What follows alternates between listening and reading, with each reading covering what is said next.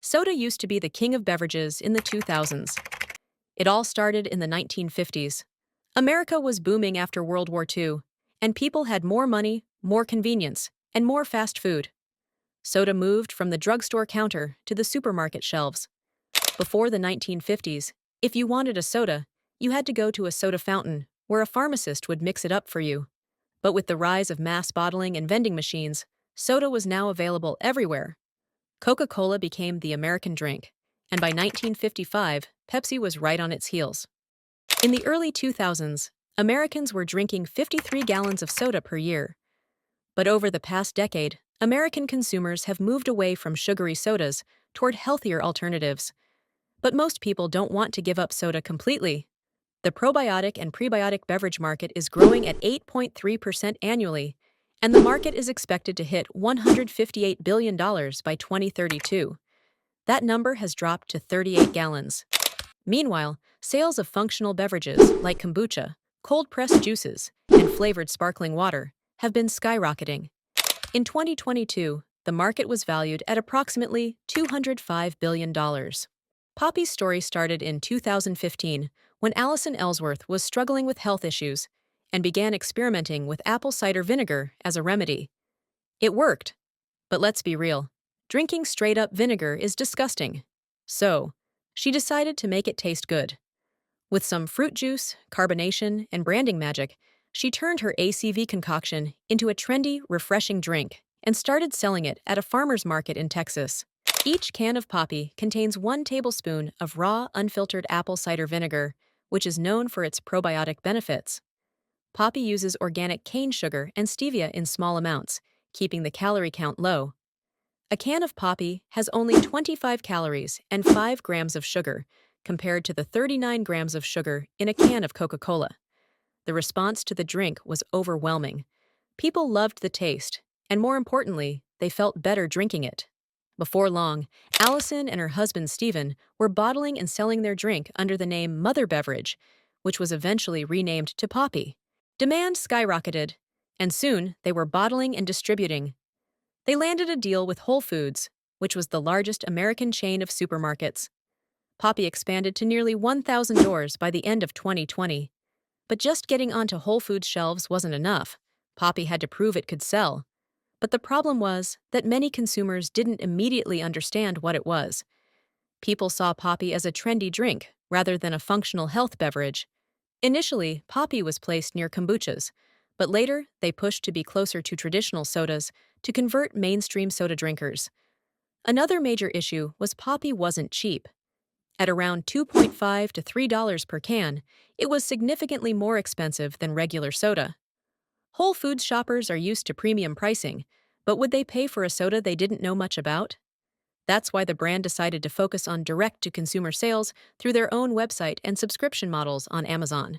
Following this debut, Poppi expanded its presence to over 400 Wegmans and Sprouts Farmers Market locations nationwide, leading to a 122% increase in year-on-year sales.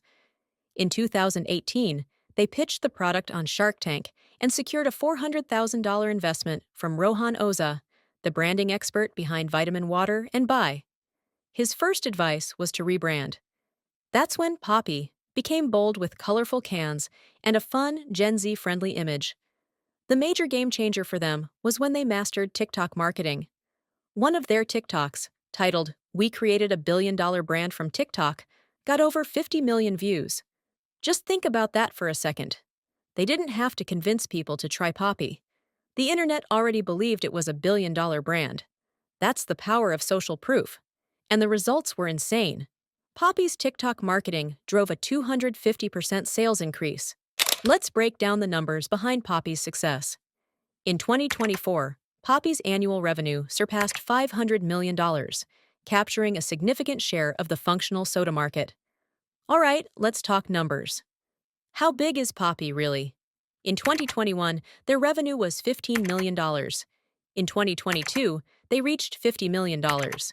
In 2023, their sales skyrocketed to over $100 million. And in 2024, it's only expected to double. Poppi holds a 19% market share in the functional soda category, which is 1.5 times larger than Coca-Cola's share in this segment. This highlights its dominance among health-conscious consumers seeking alternatives to traditional sodas. 60% of Poppi's sales come from online channels, which is unusual for a soda brand. Why do we say so? Most soda sales happen in grocery stores, gas stations, and vending machines, where people grab a drink on the go. Big brands like Coca-Cola and Pepsi rely on prime shelf placement in stores rather than direct-to-consumer sales. The idea of ordering soda online and waiting for it to be delivered is not common behavior for most consumers. The drink is sold in over 20,000 stores and are available in Target, Whole Foods, Walmart, and Amazon. They went all in on Amazon. They used Amazon multi-channel fulfillment, meaning they let Amazon handle logistics while focusing on marketing and brand building. This allowed them to scale quickly and dominate online sales. Within a year, Poppi became the #1 best-selling soda on Amazon, beating out Coca-Cola and Pepsi.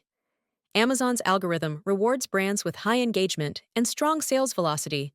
And because Poppi was going viral on TikTok, people kept searching for it online. That demand hacked the algorithm, pushing Poppi to the top of search results, where it kept getting more and more sales. Their online-first approach meant lower overhead costs, faster delivery, and more customer data. While other beverage brands struggled with supply chains, Poppi leveraged e-commerce to its full potential. In March 2025, PepsiCo announced it was acquiring Poppi for $1.95 billion. Why? Because PepsiCo sees that functional beverages are the future. Analysts suggest that PepsiCo's acquisition of Poppi is a calculated effort to rejuvenate its beverage lineup and appeal to millennials and Gen Z consumers who prioritize health and wellness. Pepsi has a history of acquiring fast-growing beverage brands when they see an opportunity. They did it with Gatorade in 2001, and now Gatorade dominates sports drinks. Now, with Poppi, Pepsi is making a direct bet on the future of soda. Pepsi has already tried but failed to make its own healthy soda. They launched Pepsi True in 2014, a low-sugar soda. It failed. So instead of trying again, they just bought Poppi, a brand that already figured out how to make healthy soda cool. At its core, Poppi is solving a major consumer problem. People love soda, but they also want to be healthy. The problem? Most healthy drinks taste awful. And that brings us to one of the biggest reasons why Poppi exploded. But the real question is, does Poppi actually contain enough prebiotic fiber to make a difference? According to registered dietitian Rebecca Russell, each can of Poppi contains only 2 grams of prebiotic fiber. And that might not be enough. Studies show you typically need at least 3 to 10 grams of prebiotic fiber daily to see real benefits for gut health. In May 2024, Poppi was hit with a lawsuit alleging that it exaggerated its gut health benefits. So, as a business student or enthusiast, it's always important to understand what differentiates a brand from their competitors. Instead of targeting just hardcore health enthusiasts, Poppi marketed it to the average consumer who just wanted a tasty, better-for-you soda, which allowed them to appeal to a broader audience, whereas their biggest rival Olipop is heavily positioned as a gut health drink, which makes it feel more niche and medicinal. Traditional soda brands aren't built for direct customer relationships. They rely on stores to handle sales. Poppi offered DTC subscriptions, making it easy for loyal customers to get regular shipments without thinking about reordering. Olipop, while also using social media, didn't hit the viral level Poppi did because their content wasn't as personal, fun, or mass appealing. Despite the legal hurdles, Poppi's growth trajectory remains strong. So, what can entrepreneurs and business owners learn from Poppi's rise? Timing is everything. They entered the market when demand for health drinks was booming. Branding matters. They turned a simple soda into a lifestyle product. Leverage social media. Poppi proved that a strong TikTok presence can be more valuable than it seems. Direct-to-consumer is the future. They didn't just rely on retail stores, they dominated online sales first. So what do you think? Will Poppi continue to dominate, or is this just another trend? Let me know in the comments. And if you enjoyed this deep dive, don't forget to like, subscribe, and hit that bell icon for more business breakdowns.